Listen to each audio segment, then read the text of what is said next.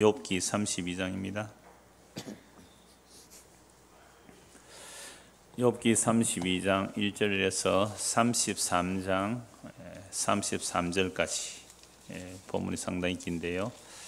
오늘 이 말씀 전체를 보도록 하겠습니다. 우리가 함께 봉독할 말씀은 욥기 32장 1절에서 5절까지만 같이 봉독하겠습니다.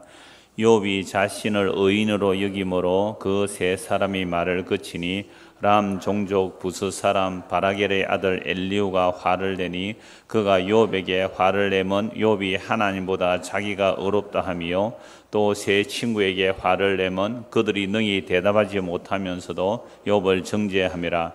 엘리후는 그들의 나이가 자기보다 여러 해 위이므로 욥에게 말하기를 참고 있다가 세 사람의 입에 대답이 없음을 보고 화를 내니라. 아멘. 욥의 최후 진술 지난주에 보았습니다. 욥의 최후 진술이 뭐였습니까? 너희가 아무리 그래도 나는 내가 지은 죄 때문에 이런 고난을 받는 것은 아니다. 그게 최후 진술이었습니다. 거기에 대해서 욥의 세 친구들은 더 이상 말을 못하죠. 이미 욥의 세 친구들은 앞에서 욥의 최후 진술 앞에 말을 거치고 더 이상 답을 못하는데 욥의 최후 진술하고 났을 때도 기회는 있어요. 욥의 세 친구들이 무슨 기회예요? 그들도 최후 진술할 기회는 있는데 그들이 아예 말을 못합니다. 그랬을 때에 이 엘리후가 이제 화를 내는 거예요. 왜 화를 내느냐니까 욥이 자신을 1절에 욥이 자신을 의인으로 여김으로 그 세 사람의 말을 거치리. 더 이상 욥을 공격 못하는 이게 화가 난 거예요. 그래서 람 종족 부스 사람 바락의 아들 엘리후가 화를 내니 그가 욥에게 화를 내면 욥이 하나님보다 자기가 의롭다고 하기 때문에 욥에게 화를 내는 것이고 욥의 세 친구에게 화를 내는 이유는 그런 욥 하나 공격 못하느냐, 그런 욥에게 입 딱 닫도록 말 하나 못하느냐라는 말로 세 사람이 화를 내는 거예요. 그러니까 엘리후 이 문제가 사실은 그 욥기에서 가장 난해한 또는 어려운 부분이더라고요. 그래서 어제 오후에 이제 이 말씀을 쭉 봐놓고 이제 오늘 오전부터 와서 이제 쭉 보고 오후에 이제 마무리를 해야 되는데 오늘 오전에 이걸 보다가 보니까 도대체가 이 시간이 모자라서 점심 먹으러도 안 갔습니다. 그냥 간식 조금 있는 거 포도 한 송이 뭐 이거 하고 몇 가지 먹고 이제 내 집에 안 간다. 집에 갈 시간이 없다. 그렇게 했는데 겨우겨우 이제 마무리를 일단 했습니다. 그러니까 욥기 준비하면서 이 엘리후를 어떻게 보느냐 가장 힘든 부분이었습니다. 그럼 오늘 제가 많이 좀 인용을 하려고 하는데요.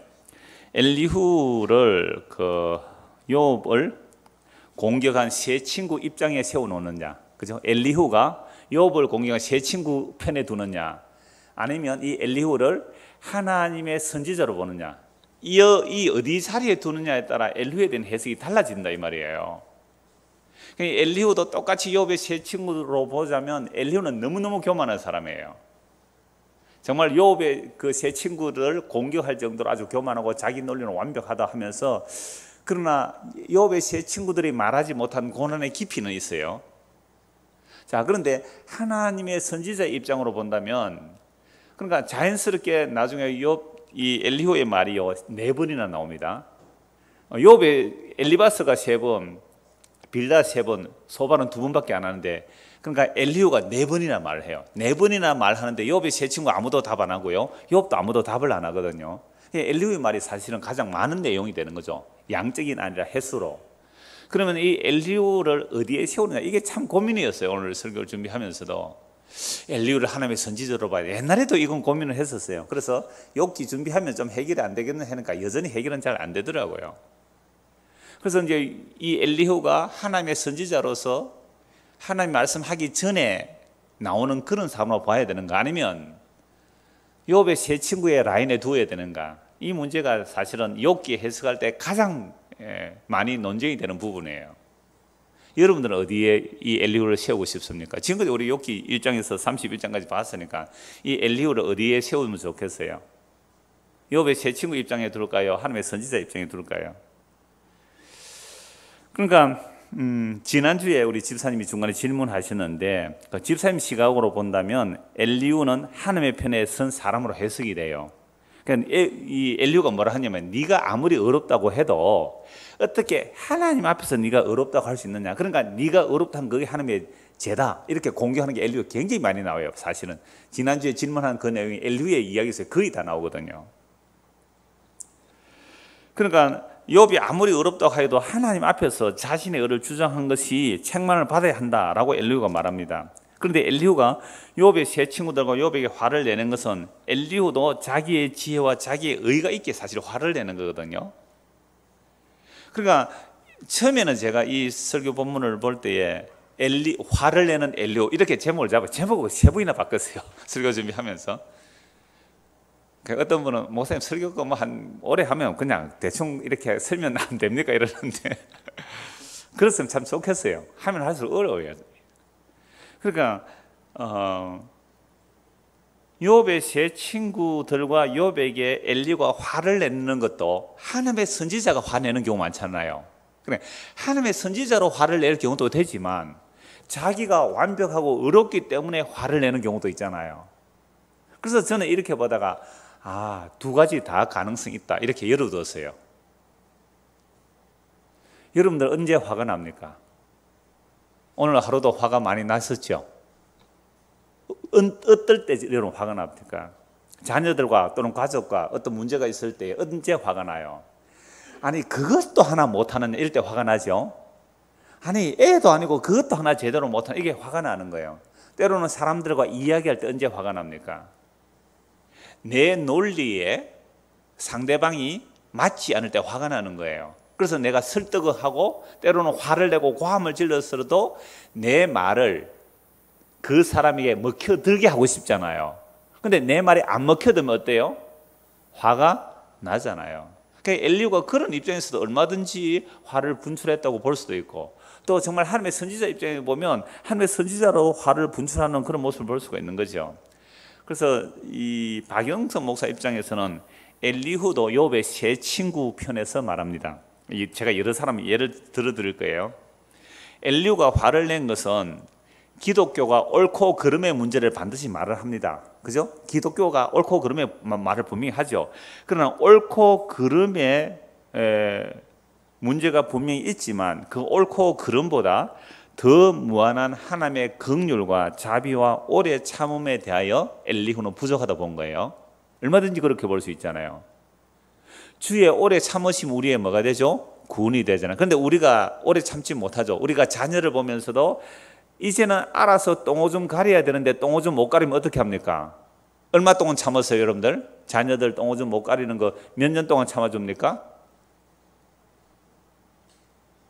몇 년 우리 권사 몇 년 참아줬어요? 예?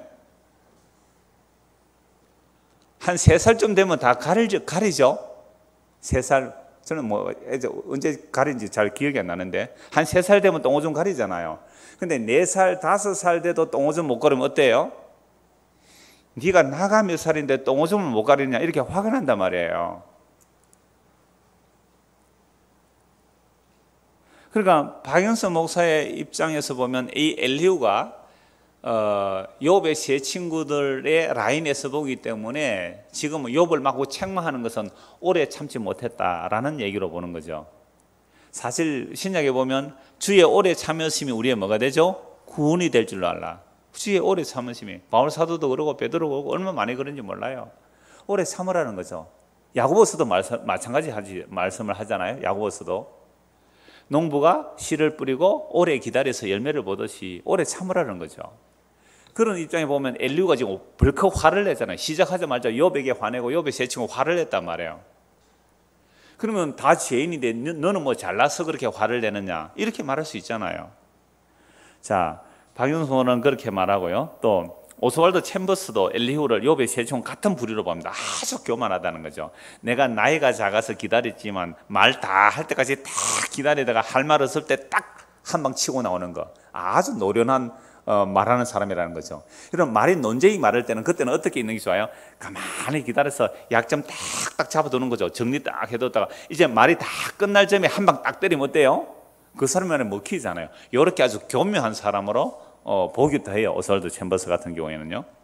제가 가끔씩 인용한 크리스토퍼 애쉬는 이 사람들과 다르게 말해요. 그러니까 엘리후를 욥의 세 친구 라인에 보는 사람이 훨씬 많고 크리스토퍼 애쉬처럼 하나님의 선지자 편에 두는 사람 굉장히 작아요. 그러니까 이 크리스토퍼 애쉬 같은 사람은 엘리후는 하나님의 선지자로서 마치 엘리야와 세례요한처럼, 세례요한이 회개하라 천국에 가까이 왔다 막 그렇게 선포하잖아요. 그런 사람으로 보는 거예요. 왜? 그것도 또 자연스럽게 연결돼요. 37장에서 엘리후의 말이 마치는데 38장에 하나님이 나타나는 거예요. 그러니까 37장에 엘리후의 하는 말과 38장에 하나님이 말씀하시는 거 자연스럽게 연결돼요. 엘리후가 막 자연을 말하거든요. 자연의 위대함, 뭐 이런 권능, 이거 너가 아느냐라는 식으로 말씀하면서 38장에서 하나님이 자연스럽게 말하니까 이 애시 같은 사람은 이 엘리후를 하나님의 선지자 편에 쓰더라 이 말이죠. 제가 이런 말씀 드리면 좀 복잡해지죠. 좀 더 줄여볼까요? 엘리후는 욥의 세 친구 편에 있을까? 하나님의 선지자 편에 있을까? 이 질문만 하면 되는 거예요. 그러니까 여러분들 마음에 소리로 대답 안 해도 되죠. 마음에 여러분 누구 편에 세워야 될지 한번 생각을 해보라 이 말이에요. 제가 이렇게 말씀을 드리면 뭘 그렇게 복잡하게 설교하나, 그냥 빨리빨리 답이나 줘서 이런 식으로 여러분들이 요청을 할 텐데요. 그런데 한국 사람들이 옛날부터 이렇게 급했던 사람은 아니에요. 여러분 선비 정신 또는 장인 정신은 서두름이 없었어요. 옛날에 우리나라 그 사람들이요, 자기가 건물 하나 지으면 그게 뭐 10년 뒤에 가서라도 자기 저울로 이렇게 기둥을 세워본대요. 내가 지은 집이 튼튼하게 가는가 안 가는가. 그러니까 장인이나 선비 정신 대단했어요. 오래 기다림이 있었단 말이에요. 우리나라 문화가 옛날에는 상당한 찬란한 꽃을 피운 적이 있거든요. 그런데 왜 이렇게 오늘날 빨리 급해졌습니까? 이건 근대화가 되면서요, 일제 식민지를 지나면서 산업화가 되면서 이렇게 돼버렸어요. 그냥 빨리라는 말이 완전히 우리의 골수에 박혀버렸어요. 그러니까 외국 사람들도 요즘 한국 사람 보면 무슨 단어를 압니까? 빨리. 한국 사람 오면 어떻게 해야 돼요? 빨리 해줘라. 한국 사람 오면. 그러니까 아예 우리의 골수에 그냥 빨리가 이렇게 박혀 있다 보니까 교회에 와서도 쉽고 빠른 답을 원하는 거예요. 쉽고 빠른 것, 단순한 것. 저도 전도사 때에 좀 이렇게 규모가 있는 교회들의 목사들을 설교를 들어봤죠. 야, 저렇게 규모가 있고 또 그 목사님이 미국에 가서 아주 제대로 된 박사학위까지 받아온 그런 분이 하는 목회, 부산에서 좀 제법 큰 교회였는데요. 그래서 어떻게 교회가 저렇게 사람들도 많이 모이고 되느냐 싶어서 제가 유심히 그 목사님 설교를 좀 들어봤어요. 몇 편을 들어보니까 한 20분에서 25분 설교하잖아요, 대부분. 너무 간단해요. 그리고 단순해요. 그리고 반복적이에요. 간단, 단순, 반복. 그러니까 쉬워요. 어렵지가 않아요. 할아버지나 할머니도 쉽게 알아들어요. 물론 설교를 어렵게 해야 좋다는 설교가 결코 아닙니다. 그런데 그 내용이 너무 쉬운 거예요. 인과율적으로 너무 이해가 잘 돼요. 그러니까 쉬운 답이 나오더라 이 말이죠. 그래서 고민할 필요가 없고 그저 설교 결론은 뭐예요? 듣고 목사님이 딱 적용거리 주면 그것만 순종하면 되는 거예요. 이렇게 설교를 하게 되면요, 우리가 욥기를 보면서 얼마나 고민이 많아요.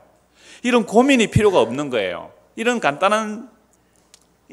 단순하게 간단하게 적용거리를 주면 고민은 필요 없고 뭐만 있느냐?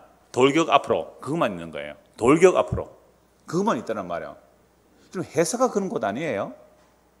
회사라는 것은 어떤 사업의 목표를 세워두면 그냥 기획하고 아이템 만들어서 딱 나오면 돌격 앞으로 이렇게 나오잖아요. 그런 식의 설교도 굉장히 많죠. 그게 오늘날은 비전이죠. 꿈이죠. 아니, 교회가 예수님의 뜻이, 아버지 뜻이 우리 안에 이루어지고 예수님이 원하는 뜻이 우리에게 이루어지도록 자기의 비전이 포기되어야 되는 게 교회인데, 오늘 교회들마다 전부 비전 하는 거예요. 그 비전이 정말로 예수님의 비전이에요? 그게 정말 하나님의 비전이에요? 아니란 말이에요. 젊은 애들은 헷갈립니다. 중고등학생 너 앞으로 꿈이 뭐니? 어릴 때는 뭐 얘기해도요, 요즘은 애들이 머리가 빨리 껴서 그런지 초등학교 때 네 앞으로 꿈이 뭐니 모르겠어요. 애들이 꿈을 모르겠다는 거예요. 중고등부 애들도 꿈이 뭔지 하면 모르겠대요. 청년대도 몰라요. 뭘 해야 될지 몰라요. 자기 적성대로 대학 갑니까? 수능 점수 맞춰가 대학 갑니까? 어제 아셨어요? 수능 점수 맞춰가 간다니까요. 자기 적성대로 안 가요. 그러니까 가다가 반복하고 이러는데, 그러니까 뭘 해야 될지 모를 이런 아이들에게 깃발을 하나 들려주는 거예요. 깃발. 달려갈 수 있는 깃발 하나 잡혀주는 거예요. 물불 안 가리고 달려갑니다. 이게 고지론이에요. 오늘 한국교회 젊은이들을 끌어모으는 데는 다 그런 식의 고지론을 얘기하는 거죠. 성공하자. 우리는 무릎을, 다른 사람 기도 1시간, 우리는 2시간 기도하자. 다른 사람 1시간 성경, 우리는 2시간 성경 보자. 그리고 더 열심히 하자 라고 사람들을 몰아붙여서 성공, 고지 이렇게 하니까 고민하지 않는 거예요.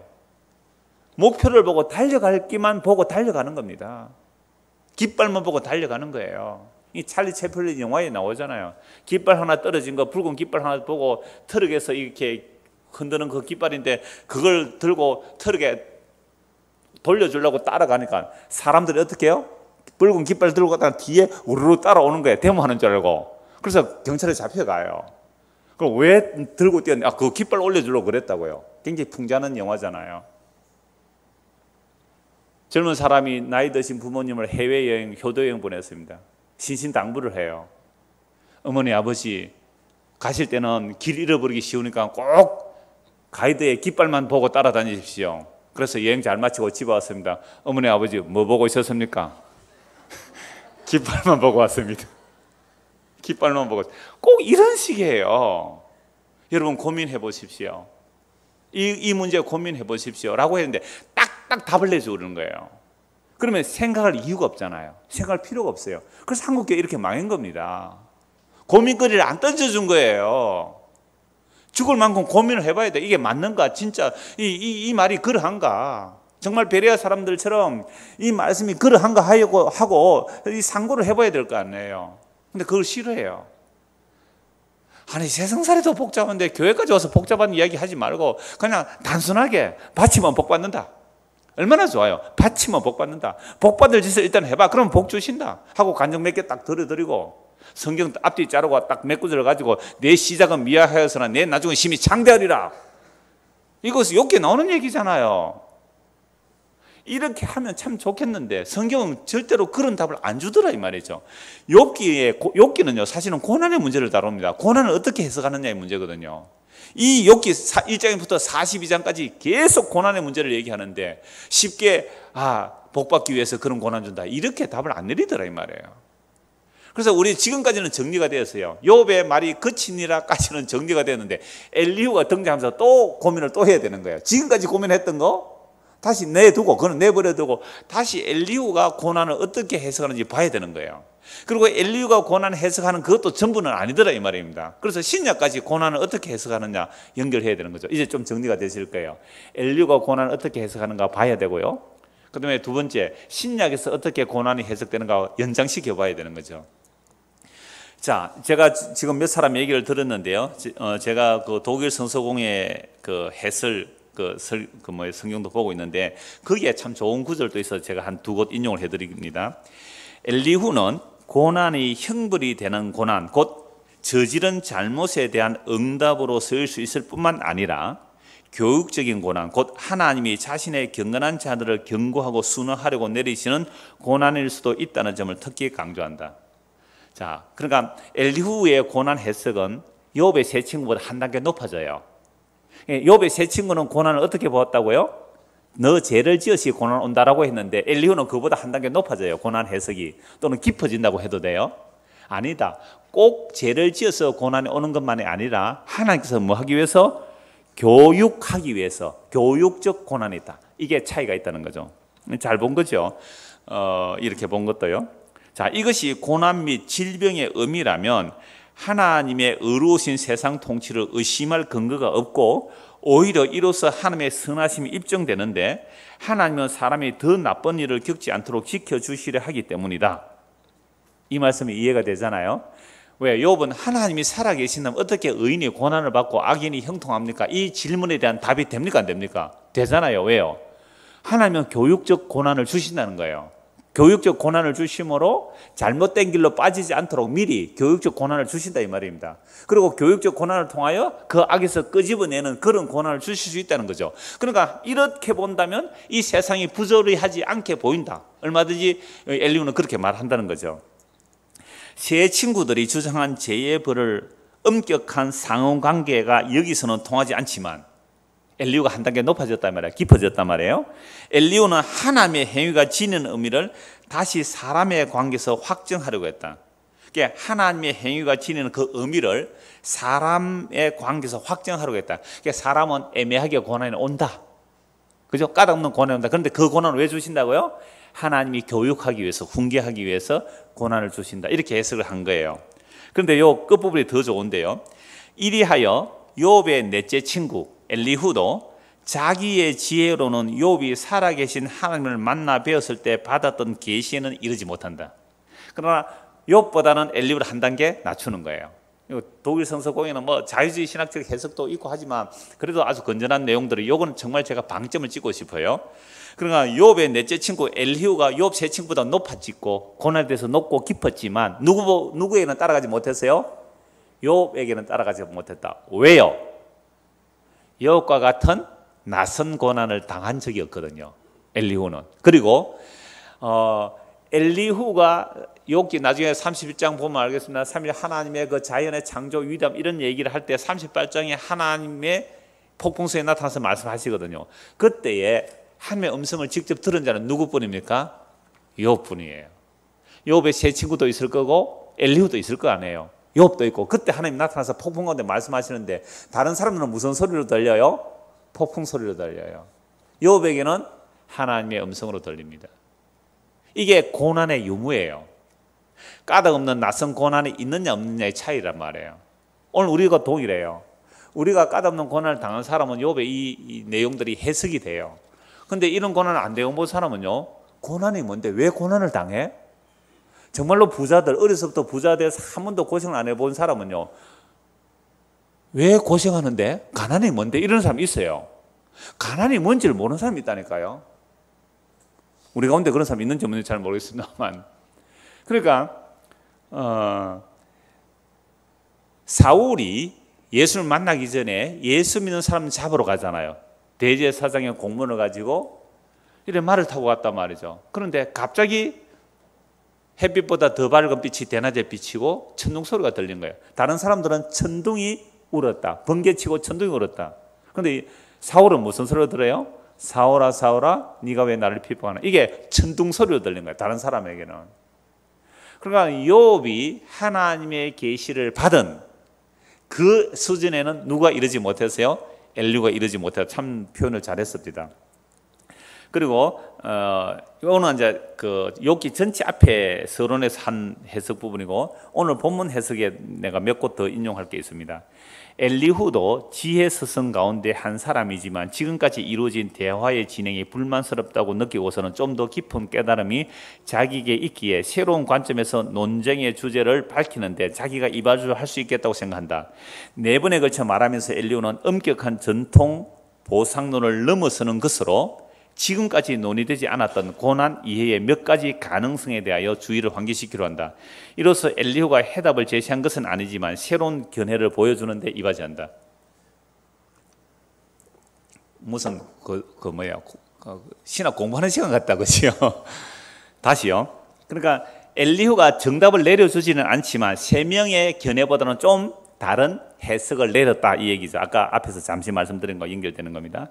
자, 엘리후가 특히 밝혀내려고 했던 바는 하나님이 고난으로서 인간에게 유익한 의도를 이루신다는 점인데, 곧 하나님이 보상의 틀에 사로잡혀 재판하신 분인 것만은 아니라는 점이다. 그것도 인정하지만, 잘못하면 벌 주고 잘하면 상 주는 하나님이기도 인정하지만 그것만은 아니다고 엘리후가 말하는 거죠. 고난은 사람에게 불의를 그만두라는 경고일 수 있고 또 선한 일로 다시 향하게 하는 계기일 수 있다. 이게 이제 엘리후가 고난을 깊이 보는 내용이죠. 고난은 사람에게 불의를 그만두라는 경고, 너 그만해, 계속하면 너 혼나 하고 딱 해서 고난을 줘서 죄를 끊게 하는 것도 있고, 또 근데 이렇게 말하면요, 사람들이 죄를 짓기 간이 커지는, 죄를 짓는 간이 커져. 왜요? 제깍 하나님께서 징계를 안 하니까 이게 간이 커져가지고 죄를 막 짓는다, 그런 말씀도 있잖아요. 그래서 제가 요즘 읽는 성경 내용은 이제 전도서인데요, 전도서를 읽고 있는데 전도서 보니까 너무 어려워지려고 하지 말라, 그런 말씀도 있어요. 너무 착해지려고 하지 말라, 너무 어렵게 되려고 하지 말라는 말씀이 있어요. 그러니까 우리는 칼로 두부 자르듯이 또는 물을 베듯이 착착 잘라서 정리할 수 있는 내용들이 많이 없는 거예요. 왜? 우리 인생이 그렇게 해석 안 되더라 이 말이죠. 여러분, 그렇게 해석됩니까 안 됩니까? 무슨 관계, 인간관계를 정말 칼로 무 자르듯이 두부 탁 잘라서 해결이 됩니까? 그게 관계성이에요. 그렇게 정리되면 얼마나 좋겠어요. 꼴배기 싫은 사람은 나 너 끝이야 하고 안 보면 되는데 어쩌면 안 볼 수가 있어요. 그게 남편인데요. 그게 아내인데 그게 자식인데 에이 꼴보기 싫어 나가 죽어 나가 죽어라 했는데 어때? 나가 죽어 버리면 딱 끊어지겠는데 안 나가 죽잖아요. 꾸역꾸역 들어오는데 어쩝니까? 교회에서는요 마찬가지잖아요. 그러니까 우리가 모든 관계성으로 엮여 있는데 그걸 착착착 잘라서 정리가 안 되더라 이 말이에요. 그래서 고난은 이제 해석이 깊어지는데, 자, 이처럼 고난은 하나님의 교육적인 조치로 이해할 수 있다. 오늘 첫 번째 말이에요. 33장까지 첫 번째 말. 다음으로 고난은 하나님이 자신의 교육 목표에 이르실 때까지 오래 계속해서 사람을 시험하는 것일 수 있다. 두 번째 엘리후의 말입니다. 이건 다음 주에 볼 것이고요. 하나님은 그의 숭고하심 가운데서 스스로 목적을 정하시기 때문에 사람은 참으면서 기다리는 것이 마땅하다. 세 번째 말. 그 다음에 겸손히 굴복하여 숭고하신 하나님께 경배 및 찬양을 드리는 것이 마땅하다. 네 번째 말. 엘리후의 말에 우리가 반박할 여지가 없어요. 욥의 세 총의 말은 좀 반박할 수 있어요. 꼭 뭐 인과율만이 아니잖아 하고 반박할 수 있는데 이 엘리후의 말을 우리가 반박할 수 없을 만큼 완벽하다는 말이죠. 자, 이런 내용들을 인용하는 것은요, 욥기가 풍성해지는 것이고 고난의 해석이 이렇게 깊고 높고 넓다는 얘기를 말씀드리는 겁니다. 자, 이래 놓고 이제 오늘 본문을 쭉쭉 한번 읽어 나갑시다. 35장 1절부터 다시 봅시다. 욥이 자신을 의인으로 여김으로 그 세 사람이 말을 거치니 람 종족 부스 사람 바라겔의 아들 엘류가 화를 내니 그가 욥에게 화를 내면 욥이 하늘보다 자기가 어렵다 하며 또 세 친구에게 화를 내면 그들이 능히 대답하지 못하면서도 욥을 정죄함이라. 엘류는 그들의 나이가 자기보다 여러 해 위이므로 욥에게 말하기를 참고 있다가 세 사람의 입에 대답이 없음을 보고 화를 내니라. 나이가 많다고 장유유 써. 그래서 나이 많은 사람 먼저 기회를 주는데 제대로 대답을 못하니까 욥에게 또는 욥의 세 친구에게 화를 내면서 엘리후가 말을 하는 겁니다. 화를 냈다는 것 자체가 자기는 뭐예요? 어렵다는 것이죠. 그래서 분노도 두 가지가 나오는 겁니다. 정말 하나님의 선지자로 분노를 하는 경우가 있지만 때로는 자기 의분으로 분노하는 경우가 많거든요. 그런데 우리는요 자기 의분으로 분노해놓고 누구 분노라 그래요? 하나님의 분노. 이게 제일 큰 문제예요. 이게 교회에서도 마찬가지예요. 뭐 작은 일이든 큰 일이든 뭐 밥을 하든지 뭐 전도회를 모이든지 뭐 회의를 하든지 간에 자기 주장이 옳다는 거예요. 항상 여러분 내 주장이 틀릴 수 있다는 가능성을 열어두고 말합니까? 내 주장이 옳다고 주장합니까? 너무 어렵게 말씀드렸나요? 내 주장이 옳다고 말합니까? 다른 사람들에게 말할 때 예를 들어서 반찬 간을 봅니다. 이거 싱겁다, 이거 짜다, 이 기준을 말할 때 내가 옳다고, 내가 틀릴 가능성이 있다고 그 말 합니까? 나는 틀리지 않다고 그 말 합니까? 틀리지 않다고 말을 하는 거예요. 다른 사람이 아니요 이거 짠데요. 아 그렇습니까? 이럴 의도가 없다는 거예요. 우리 인간이요 얼마나 자기중심적인지요. 자기가 하는 말은 무조건 먹혀야 돼요. 안 먹히면 어때요? 화냅니다. 그리고 돌아서서는 저 인간 저거 상종도 못하게 또 이런다고요. 자기가 그러면서도 자기가 그러면서 제발 내 말 들으라 딱 그러잖아요. 그건 딱 아니다는 거예요. 그건 아니고 딱 단정하고 들어가잖아요. 여러분 세상이 지옥이 되는 건 다른 게 없어요. 그것 때문에 지옥이 되는 겁니다. 예, 나는 늘 틀리는 사람입니다. 당신이 늘 옳습니다. 이렇게 하면 싸움이 되겠어요? 안 되겠어요? 이 고장난명이라 그랬잖아요. 어떻게 손바닥이 하나도 소리가 나요? 나도 옳고 너도 옳다니까 소리가 나는 거 아닙니까? 그러니까 아무도 죽은 사람이 없어요. 내가 그리스도와 함께 십자가에 못 박혀 죽었나니 말만, 노래만 내가 그리스도와 함께 십자가에 못 박혀 죽기는 뭘 죽었어요? 하나도 안 죽었어요. 말로만 죽었다 말하는데 그런 거 보면 하나도 안 죽었다니까요.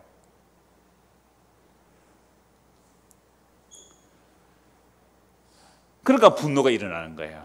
그러니까 오늘 저와 여러분의 분노가 엘리후의 분노가 진짜 하나님의 선지자의 분노인지 지 잘났다고 하는 분노인지 한번 생각해 보세요. 거의 우리는 지 잘났다고 하는 분노예요. 근데 선지자들도요, 하나님의 선지자들도요 정확하게 하나님의 분노로만 분노하지 않아요. 엘리야 보십시오. 엘리야가 화를 냅니다. 하나님 차라리 날 죽여주십시오. 왜요?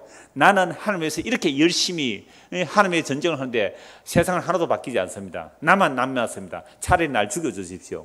엘리야의 분노가 일어나잖아요. 요나가 니느웨 갔다가 회개하고 그들이 망하지 않으니까 얼마나 분노합니까? 박는 걸 하나도 죽어도 합당하면 내가 분노해서 마땅한다 하나님의 대들은 요나잖아요.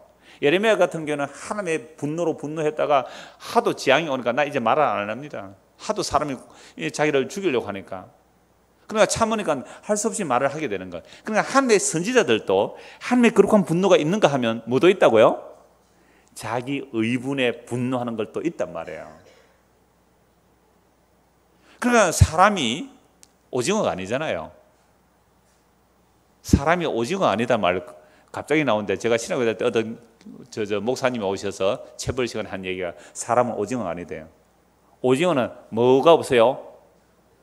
속이 없잖아요. 바짝 말라가지고 앞 뒤만 있어요. 앞 뒤만, 그죠? 앞 뒤만 있는 거죠. 사람은 오징어 아닙니다. 이렇게 설교를 하더라고요. 무슨 설교가 그래요? 참 잘하셨어요, 그분이. 사람은 오징어 아닙니다. 우리는 사람은 앞 뒤 그것만 보잖아요. 선악 그 체계로만 보잖아요. 자, 이제 6절 보십시오. 엘리후가 이제 화를 내고 본격적으로 하는 말입니다. 6절에서 10절. 부서 사람 바라겔의 아들 엘리후가 대답해 이르되 나는 연소하고 당신들을 연로함으로 뒷전에서 나의 의견을 감히 내놓지 못하였노라. 내가 말하기를 나이가 많은 자가 말할 것이요 연륜이 많은 자가 지혜를 가르칠 것이라 하였노라. 그러나 사람의 속에는 영이 있고 전능자의 숨결이 사람에게 깨달음을 주시나니 어른이라고 지혜롭거나 노인이라고 정의를 깨닫는 것이 아니니라. 그러므로 내가 말하노니 내 말을 들으라. 나도 내 의견을 말하리라. 그러니까 나이 많다고 지혜 있는 건 아니다 이 말이죠. 사람의 속에는 영이 있고 전능자의 숨결이 사람에게 깨달음을 준다. 이건 하나님의 계시를 받았다. 그죠? 이렇게 말할 수 있잖아요. 그러니까 여러분들 가운데 오늘 여기 오신 분들 중에 저보다 나이 많으신 훨씬 많이 있어요. 저보다 나이 많은 분들이. 그런 분들이 뭐 저한테 뭐라고 들을까요? 왜 들어요? 아, 목사는 좀 이렇게 말씀에 은사가 있고 하나님의 말씀을 받았으니까 듣겠다, 이런 자세 아니겠어요? 그러니까 나이 순서로만 얘기하는 거 아니지 않습니까? 그러니까 지금 엘리후는요 제일 나이가 작은 사람이에요. 기다렸는데 여러분들의 말이 마음에 안 들더라. 나이 많다고 지혜로운 건 아니다 이 말이죠. 그러면서 내 안에는 뭐가 있다? 하나님의 숨결이 있다. 하나님의 영이 있다. 나 계시 받았다 이 말 하는 거예요. 근데 이 말은 사실 누구도 해요. 앞에서 엘리바스도 했거든요. 하나님의 계시 받았다는 식으로 엘리바스도 말한단 말. 그러니까 이게 정말로 하나님의 영이 임하여 한 말일 수도 있지만 또 엘리바스 같은 말을 할 수도 있는 거예요. 그래서 우리는 성경이 단면적이지 않단 말이에요. 다면적이라는 거죠. 11절입니다. 보라, 나는 당신들의 말을 기다렸노라. 당신들의 슬기와 당신들의 말을 귀 기울이고 있었노라. 내가 자세히 들은 즉 당신들 가운데 욥을 꺾어 그의 말에 대답하는 자가 없도다. 당신들이 말하기를 우리가 진상을 파악했으나 그를 추궁할 자는 하나님이시요 사람이 아니라 하지 말지니라. 그가 내게 자기 이론을 제기하지 아니하였으니 나도 당신들의 이론으로 그에게 대답하지 아니하리라. 이게 무슨 말씀이냐 하면 욥의 세 친구들이 욥을 공격해도 욥이 전혀 항복을 안 하니까 뭐라고 말한다고요?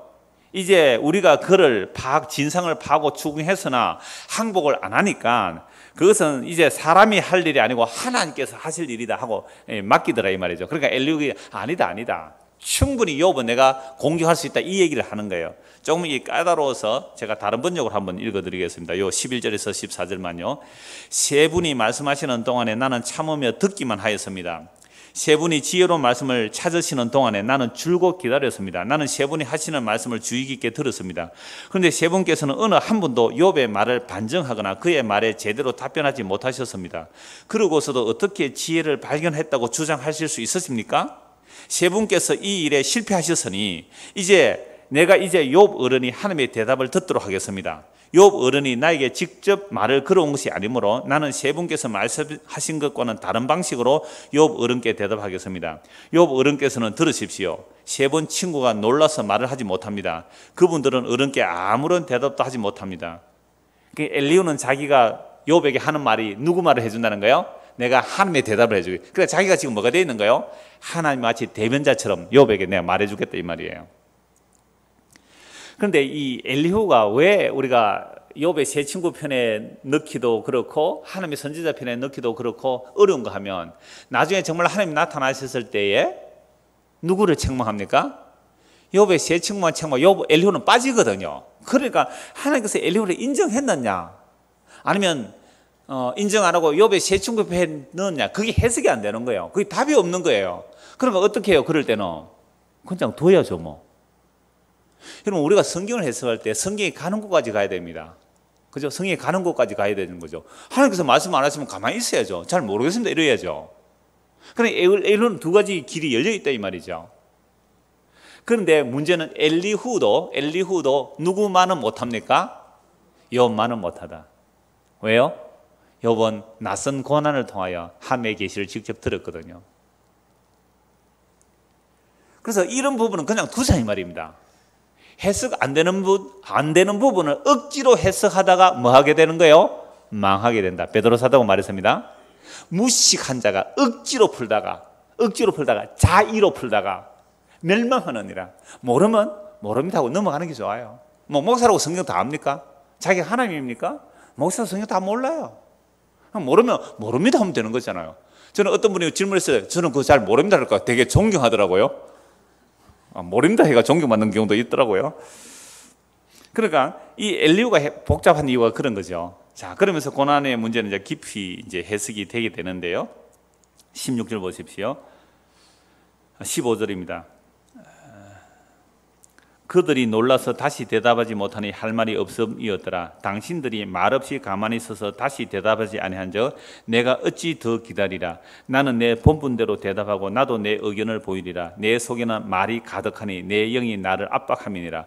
보라, 내 배는 봉한 포도주 통 같고 터지게 된 새 가죽 부대 같구나. 내가 말을 하여야 시원할 것이라. 내 입을 열어 대답하리라. 나는 결코 사람의 낯을 보지 아니하며 사람에게 영혼을 돌리지 아니하리니 이는 아첨할 줄을 알지 못함이라. 만일 그리하면 나를 지으시니가 속히 나를 데려가시리로다. 대단한 말을 하는 거예요. 나는 사람에게 아첨할 줄 모른다. 나는 사람 낯을 보고 말 안 한다. 나는 진리니까 말한다. 나는 바른 말이니까 말한다. 이렇게 합니까 안 합니까? 대부분 사람들은 대놓고 앞에 말 못해요. 여러분, 대놓고 앞에 말하는 게 나아요? 뒤에서 말하는 게 나아요? 뒤에서 말하는 게 낫습니다. 대놓고 말한다. 아니요, 뒤에서 말하세요. 그냥 뒤에서 말이 낫잖아요. 그게 안 들리면 좋죠. 그게 또 소문이 또 돌고 돌아가 또 들리네요. 그럼 좀 성질 나지만, 그래서 대놓고 하는 것보다는 지금요, 이 엘리후는 뭐라고 말합니까? 나는 결코 사람의 낯을 보지 아니하며 사람에게 영혼을 돌리지 아니하고 나는 아첨할 줄 모른다. 그러니까 나는 바른 말 한다. 딱 나오는 거잖아요. 만약에 내가 사람의 낯을 보고 말했거나 내가 아첨했다면 하나님이 지금 나를 데려가시도 나는 할 말 없다. 욥도 그랬어요. 나중 욥도 하나님 정말 나는 억울합니다. 나 이런 죄 지은 적이 없어요. 내가 만약에 억울한 일을, 그러니까 내가 불의를 행하여서 나로 인하여 고아 가부 나가래가 억울한 일을 당했다면 나 죽어도 마땅합니다. 그런 얘기 했잖아요. 엘리후의 말이나 사실은 이 욥의 말이나 막상막하의 모습을 보여주고 있는 겁니다. 그러면서 하는 말이 내 속에 지금 말을 하고 싶어서 가득 찼다는 거죠. 포도주가 발효가 돼서 터지기 직전이에요. 새 가죽 부대에 빵빵하게 부풀어 올랐습니다.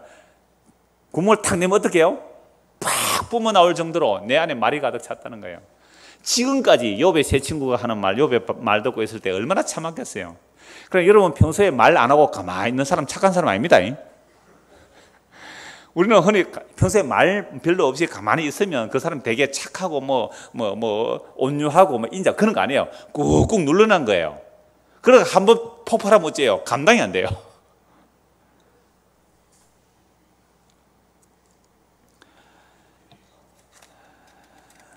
(33장입니다) 1절에서 7절까지 봅니다. 그런즉 욥이여, 내 말을 들으면 내 모든 말에 귀를 기울이기를 원하노라. 내가 입을 여니 내 혀가 입에서 말하는구나. 내 마음의 정직함이 곧 내 말이며 내 입술이 아는 바가 진실을 말함이니라.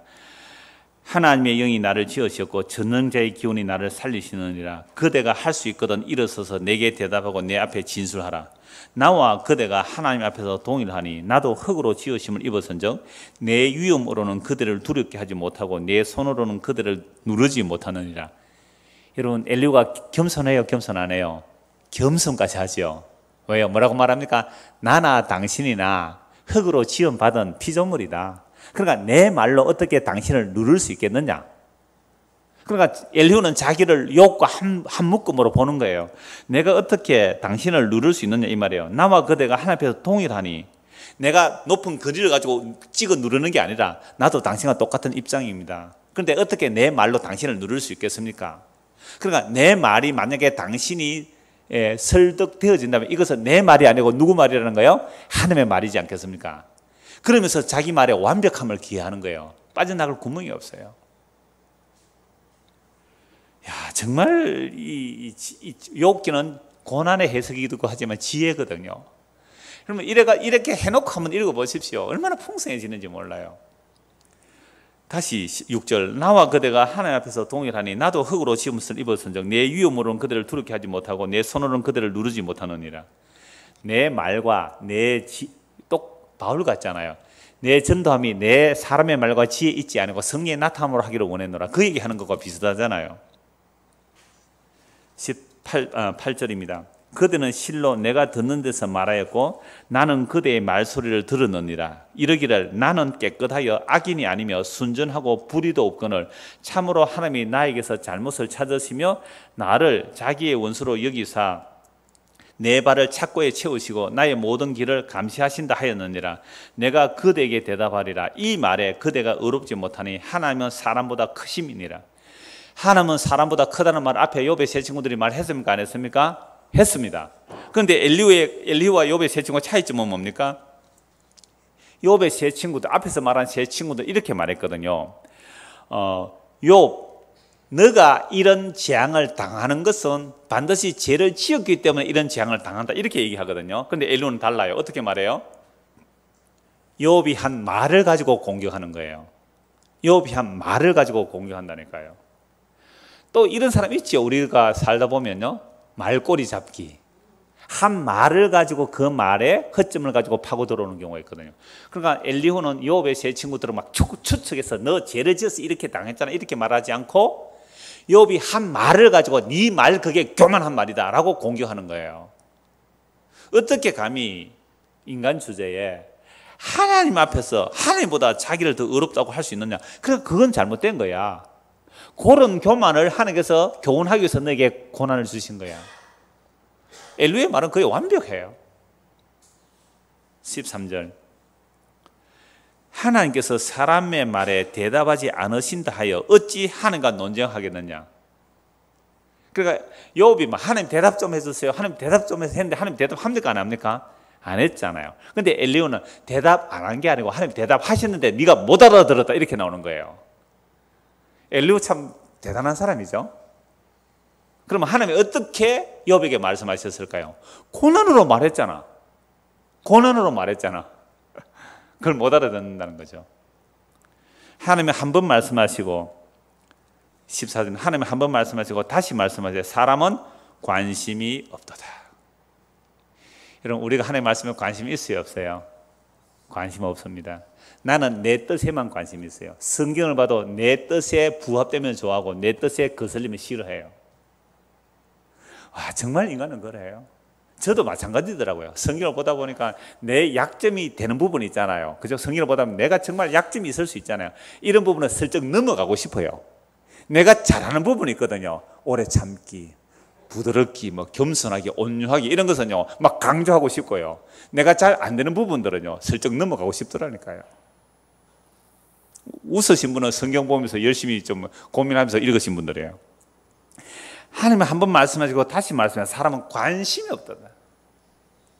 사람이 침상에서 졸며 깊이 잠들 때에나 꿈에나 밤에 환상을 볼 때에 그가 사람의 길을 여시고 경고로서 두렵게 하시니 이는 사람에게 그의 행실을 버리게 하려 하심이며 사람의 교만을 막으려 하심이라. 그는 사람의 혼을 구덩이에 빠지지 않게 하시며 그 생명을 칼에 맞아 멸망하지 않게 하시느니라. 이게 고난을 왜 주신다고요?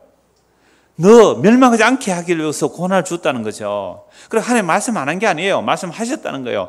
너가 침상에서 졸며 깊이 잠들 때 꿈에나 또는 밤에 환상을 볼 때 사람의 길을 여시고 경고로서 말씀하셨다는 거예요. 이걸 가지고 오늘도 뭘 보고 들었다 하면 돼요, 안 돼요? 그건 계시가 아니에요. 히브리서 1장 1절 2절 말씀을 보시면 구약시대에 여러 사람에게 여러 방법으로 하나님을 계시했지만 마지막 날에는 누구를 통하여 말씀하세요? 아들을 통하여 말씀하세요. 히브리서 1장 1절 2절. 구약시대는 여러 모양으로 계시하셨지만 신약은 아들로 말씀하시거든요. 그러니까 구약시대니까 여러 모양으로 계시하신 건 맞아요. 근데 여러 모양으로 계시했는데 말씀에 관심이 없으니까 지 좋은 대로 해석해서 하나님의 음성을 너 못 들었다 이렇게 나오는 거예요. 욥도 도망 못 갈 만큼 엘리후의 이론은 완벽합니다. 그래서 하나님께서 우리에게 교훈하시는 이유가 뭐냐? 그 행실을 버리고 사람의 교만을 막으려고, 또 그 사람의 혼을 구덩이에 빠지지 않게 하시며 그 생명을 칼에 맞아 멸망하지 않게 하려고 하나님께서 그런 경고를 말씀으로 하셨다는 거예요. 말씀, 그러니까 들리는 음성으로만 경고 안 해도 뭐라요? 꿈으로도, 환경으로도, 상황 속에서도, 또는 고난을 통해서도 말씀하셨다는 겁니다. 고난도 하나님께서 말씀하시는 한 방법이다. 19절. 혹은 사람이 병상의 고통과 뼈가 늘 수심의 징계를 받나니 그의 생명은 음식을 싫어하고 그의 마음은 별미를 싫어하며 그의 살은 탈의하여 보이지 아니하고 보이지 않던 뼈가 드러나서 그의 마음은 구덩이에 그의 생명은 멸하는 자에게 가까워지느니라. 이것도 무슨 말씀입니까?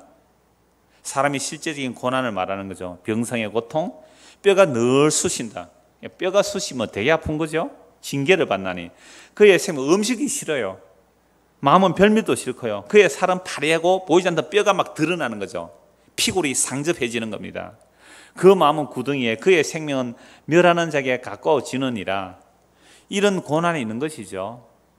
이런 고난을 통해서도 하나님은 뭐 하신다? 말씀하신다는 거예요. 뭐 하려고? 그렇게 해서 너의 혼이 영원한 멸망에 빠지지 않게 하려고 하나님께서 끄집어내는 고난을 주신다. 그러니까 욥의 고난도 해석이 돼요, 안 돼요? 이렇게 말하면 해석이 되는 거잖아요. 욥, 네가 잘못했기 때문에 네가 지옥에 안 가도록 하나님께서 고난을 통해 너를 끄집어낸다. 욥이 할 말이 없게 되는 거예요. 그러나 이러한 입장에서 보면 이 엘리후도 누구 손에 있어요? 욥의 세 친구의 손에 있다는 거예요. 그리스도 안에서 하나님께서 행하신 그 일을 보지 못해요. 엘리후의 이 완벽한 논리가. 엘리후의 완벽한 논리가 그리스도 안에서 하나님의 행하신 대속죄 고난과 그 다음에 성도가 그리스도에게 붙어 있으므로 이 땅에서 까닭 없이 당하는 고난이 해석이 안 된단 말이에요. 엘리후가 이렇게 완벽하게 말해도.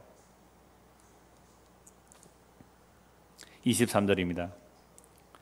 만일 1,000천사 가운데 하나가 그 사람의 중보자와 함께 있어서 그의 정당함을 보일진데 하나님이 그 사람을 불쌍히 여기사 그를 건져서 구덩이에 내려가지 않게 하라. 내가 대성물을 얻었다 하시리라. 그런즉 그의 살이 청년보다 부드러워지며 젊음을 회복하리라.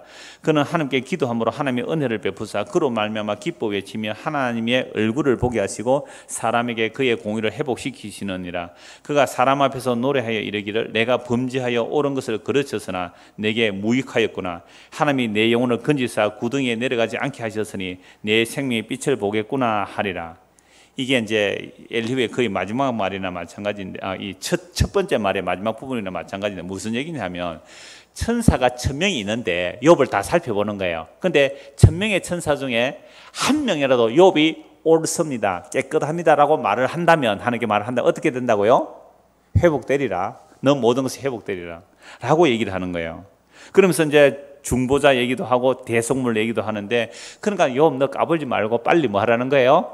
회개하라. 그럼 하나님께서 회복해 줄 거다. 이 얘기를 하는 거죠. 이런 라인에서 보면 엘리후도 욥의 세 친구의 라인에 있다는 거죠. 그래서 20절 그는 하나님께 기도함으로 하나님의 은혜를 베푸사. 기도하라는 게 뭐예요? 하나님 나 죄인 맞아요. 날 용서해 주세요 라고 하면 하나님께서 너 회복해 주실 거야. 이 얘기를 하는 거예요. 그로 말미암아 기뻐 외치며 하나님의 얼굴을 보게 하시고 사람에게 그의 공의를 회복시키시느니라. 그가 사람 앞에서 노래하여 이르기를 내가 뭐예요? 범죄하여 옳은 것을 그르쳤으니 내게 무익하구나. 내가 하나님 앞에서조차 뭘 했다고요? 나의 의를 주장했으니 내가 잘못했습니다. 요 말 해라 이 말이에요. 하나님이 내 영혼을 건지사 구덩이에 내려가지 않게 하셨으니 내 생명의 빛을 보겠구나 하리라. 그런데 욥은 이 엘리후가 4번을 말을 하는데 대답을 해요, 안 해요? 안 합니다. 왜 안 해요? 최후 진술을 마쳤잖아요. 그러니까 최후 진술을 하고 나면요, 말할 자격이 없어서 안 하는 것이 아니라 이 엘리후가 4번이나 욥에 대해서 말해도 자기 최후 진술을 뭐 하고 있는 거예요? 붙들고 있는 거예요. 엘리후의 말 앞에서 자기는 최후 진술 이걸 붙들고 있는 거예요. 29절 실로 하나님이 사람에게 이 모든 일을 제3 행하고 또 행하시면 그들의 영혼을 구덩이에서 이끌어 생명의 빛을 그들에게 비추려 하심이라. 정말 완벽하죠. 왜 고난을 주신다고요? 그들을 구덩이에서 빼내서 생명의 빛에 비추려 하심이라. 우리가 이 땅에서 듣는 대부분의 간증들은 이런 간증이에요. 여러분, 간증은 고난을 통과하고 고난을 극복하고 나서 나오는 간증이잖아요. 거의 다. 예, 그래서 그들이 하는 간증은 뭐예요? 내가 옛날에 그런 고난에 있을 때에 하나님의 빛을 못 봤는데 그 고난에서 이제 나는 뭘 보게 됐다고요? 하나님의 빛을 보게 됐다. 그 간증들을 하잖아요. 엘리후가 이 말도 하는 겁니다. 그러니까 욥이여, 내 말을 귀담아 들으라. 잠잠하라. 내가 말하리라. 만일 할 말이 있거든 대답하라. 내가 기쁜 마음으로 그들을 의롭다 하리니 그들은 말하라. 만일 없으면 내 말을 들으라. 잠잠하라. 내가 지혜로 그들을 가르치리라. 이게 욥의 첫 번째 말이 끝나는 겁니다. 그래서 엘리후는 고난조차 그들의 영혼을 구덩이에서 이끌어 생명빛을 비추게 하려는 것임을 말합니다. 그러면서 자신의 말을 들으라고 합니다. 이런 부분에서 엘리후는 분명히 욥의 친구들과 차이가 있습니다. 그럼 이러한 고난에 대한 해석을 신약까지 사실은 연장해서 봐야 돼요. 신약까지 연장해서 봐야 되는데, 고난이 하나님의 구원을 이루시는 하나의 교훈과 훈계 또는 징계로 보는 내용도 있지만, 예수님의 고난은 대신 징계받는 거거든요. 대속적 고난이거든요. 이걸 어떻게 해석하겠어요? 엘리후의 말처럼 하면. 그리고 뿐만 아니라 성도들의 고난, 낯선 고난, 까닭없는 고난은 어떻게 해석하겠느냐 말이죠. 그래서 신약 두 권만 보겠는데 하나는 너무 잘한가 찾지는 않겠습니다. 히브리서 12장에 보면 하나님이 사랑하시는 자를 어떻게 한다고요? 징계하신다. 하나님께서 아들을 근실하게 징계하신다. 징계가 없으면 사생자다. 하나님이 자기 아들로 받는 자마다 근실하게 징계한다. 징계가 없으면 그건 사생자라는 거죠. 그러면 엘리후의 말이 여기에 연결돼요. 하나님께서 교훈하시기 위해서, 악에 빠지지 않게 하기 위해서, 돌이키게 하기 위해서 징계하는 것 분명히 있어요. 성도에는 징계가 있어요. 성도에는 하나님의 아들로 대접하시기 때문에 징계를 하니까 고난이 오는 거예요. 그 징계를 통해 주께로 돌이키는 일들이 일어납니다. 반드시 있어요. 없으면 버림받은 자예요. 죄를 짓고 또 짓는데도 끝까지 회개가 안 되면 이건 버림받은 자 맞아요. 죽기 직전에도 회개해야 돼요. 죽기 직전까지도 회개 안 하고 그냥 가면 그건 버린 자식 맞아요. 사생자 맞아요. 그 사람이 교회를 다니면 이런 저런 일을 했다 할죠. 그건 의미 없는 거예요.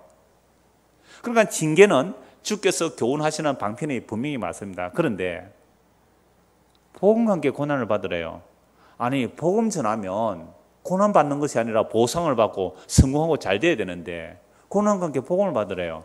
흔히 이렇게 말하면 이렇게 말해요. 어떤 분들은 내가 열심히 가서 고난 선교하다가 힘들고 어려우면 내가 복을 받고 우리 자식들이 잘 되겠지, 이렇게 선교하러 간 사람도 있다고 그래요. 지금 저하고 카톡하는 사람이 그런 얘기를 해요. 자기도 선교를 많이 후원했다가 자기가 직접 선교를 나갔는데, 목사님 이제는 날 후원하는 사람이 이런 식으로 안 했으면 좋겠습니다, 그 얘기를 해요. 3년 전에 제 설교를 들었다는 분이 지금 외국에 나가 계세요. 내가 구체적인 이름은 언급을 안 하겠지만 지역과 나라를, 그분 그 얘기를 하세요. 그래서 제가 지난주에도 제가 카톡 인용했잖아요. 그분과 요즘 카톡으로 지금 주고받고 하는 내용의 이제 복음의 교제를 하고 있는데요. 그러니까 우리는 하나님의 징계를 통하여 사생자가 아니라 하나님의 아들로 대접하는 그 길을 분명히 성경에 있어요. 신약에서 말씀하고 있단 말이에요. 그런데 까닭없는 고난, 낯선 고난, 복음을 전함으로 이유 없이 고난 당하는 일이 있다는 거예요. 이거 하나 보고 오늘 말씀 마무리하겠습니다. 디모데후서 1장입니다. 디모데후서 1장. 그래서 우리가 엘리후보다 나은 이유가 뭐예요? 우리가 엘리후보다, 우리가 세례요한보다 큰 이유가 뭐예요? 세례요한보다 큰 이유가 뭐예요? 세례요한은 구약의 마지막 선지자로 예수님을 직접 목격하고 증거했지만 뭘 못 봤어요? 십자가를 못 본 거예요. 예수 그리스도의 고난과 십자가를 못 본 거예요. 그러니까 오늘 우리는 예수님의 십자가와 그 고난 이후의 성도들이잖아요. 그래서 여자가 낳은 자 중에 세례요한이 가장 크지만 천국에서는 가장 작은 자라도 세례요한보다 크다는 말은 천국에 세례요한은 우리보다 낮고 우리가 높고 이런 차등을 말하는 게 아니에요. 뭘 얘기하자는 거예요? 예수 그리스도의 십자가가 얼마나 대단한지 말하는 거예요. 예수 그리스도의 십자가가 얼마나 대단한지, 이걸 말하기 위해서 세례요한보다 신약의 가장 작은 자가 크다는 말은 예수 그리스도의 십자가를 증거하기 위해서 그 얘기를 하는 거예요. 그러니까 그리스도의 대속적 고난만 있는 것이 아니라 까닭 없이 그리스도의 복음 때문에 고난받는 일이 일어난다는 거죠. 그래서 엘리후의 해석으로는 다 안 되는 겁니다. 히브리서 12장에 하나님의 사랑하신 자 징계라는 부분에서는 엘리후의 해석이 돼요. 그러나 복음을 인하여 고난 받는 것에 대해서는 엘리후의 것으로는 해석이 안 된다 이 말이죠. 그래서 오늘 우리가 뭐예요? 성경을 구약 욥보다도 엘리후보다 훨씬 더 풍성해 보는 거예요. 그래서 우리가 아니면 구약의 사람들은 온전하지 못하다 그랬어요. 히브리서 말씀이 나와요. 아니 우리가 아니면 구약 사람들이 온전함을 못 얻는데요. 왜요? 십자가의 복음이 얼마나 대단한지 보여주기 위해서 이방인들이 율법도 없는 이방인인 우리가 믿음으로 의롭다 받은 이 복이 얼마나 대단한지 그걸 구약 사람이 알아야 된다 이 말이에요. 그래서 디모데후서 1장 8절입니다. 그러므로 너는 내가 우리 주를 증언함과 또는 주를 위하여 갇힌 자 된 나를 부끄러워하지 말고. 아니 바울이 잘못해서 감옥 갇혔어요? 복음 전하다 감옥 갇혔어요? 복음 전하다 감옥 갇혔잖아요. 주를 증언함과 또 주를 위하여 갇힌 자 된 나를 부끄러워하지 말고 오직 하나님의 능력을 따라 복음과 함께 고난을 받으라. 이런 하나님의 능력을 받으면 복음을 전하는데 고난을 받는 것이 아니라 성공해야 되잖아요. 그런데 하나님의 능력을 받아 복음과 함께 고난을 받으래요. 바울이 복음과 함께 고난을 받고 있잖아요. 왜 복음을 전하는데 이런 고난을 받아요? 그게 답이 구절이에요.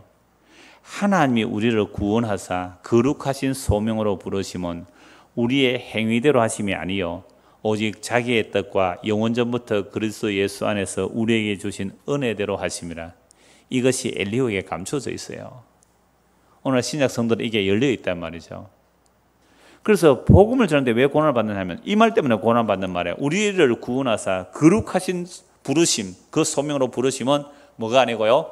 우리의 행위가 아니고 욥의 세 친구들이 욥을 왜 공격합니까? 행위로 공격하잖아요. 엘리후가 뭘 공격해요?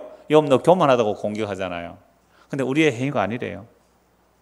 오직 자기의 뜻과 영원전부터 그리스도 예수 안에서 우리에게 주신 은혜대로 하심이라. 이 복음 전하면 반드시 고난당합니다. 이제는 우리 구주 그리스도 예수의 나타나심으로 말미암아 나타났으니 그는 사망을 패하시고 복음으로서 생명과 썩지 아니할 것을 드러내셨느니라. 복음에는 반드시 뭐가 들어가요? 생명과 썩지 아니할 것. 그러니까 생명과 썩지 아니할 것 외에는 복음 아니다 이 말이에요. 복음 말하는데 그게 생명도 아닌 것, 썩을 것을 말하면 그건 복음 아니에요. 내가 이 복음을 위하여 선포자와 사도와 교사로 세우심을 입었노라. 12절을 같이 읽읍시다.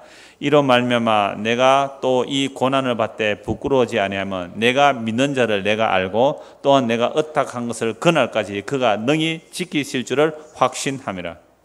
결국 바울이 믿은 바는 내가 의탁한 자, 나를 불러내신 분, 그래서 내가 믿는 분, 그분이 그날까지 능히 지키실 것을 믿는다는 고백을 하게 되는 겁니다. 그래서 엘리후의 그 완벽한 체제 같지만 결국 신약까지 와야 답이 주어지는 거예요. 그래서 욥의 고난은 엘리후도 제대로 해석을 못 해내는 거예요. 못 해내고 결국 하나님의 계시 앞에서 욥조차 입을 닫고 회개하게 되는 그 일. 그리고 욥이 오히려 욥의 세 친구를 위해서 제사 지내주고 기도해주는 그 제사장 역할을 오늘 이 시대에 우리가 해야 되는, 그게 왕 같은 제사장들이에요. 그럼 어떤 제사장 돼야 되겠어요?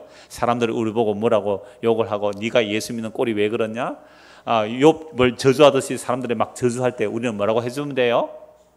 그들은 우리를 저주하면 우리는 뭐 해주면 돼요? 축복해 주면 돼요. 그들을 우리에게 욕하면요, 우리는 그들을 이렇게 기도하는 거예요. 주여, 저들이 알지 못하고 행하나이다. 저들이 알지 못하고 행하나이다.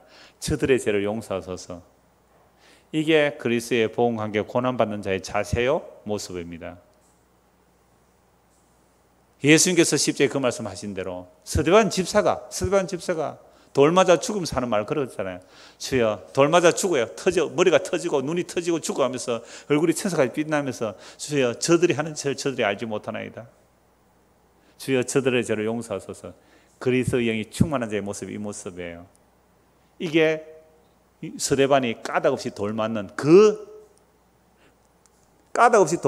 상황에서 그렇게 축복하고 죽을 때 그 죽이던 자 중에 대표적인 한 사람이 누구예요? 사울이었어요.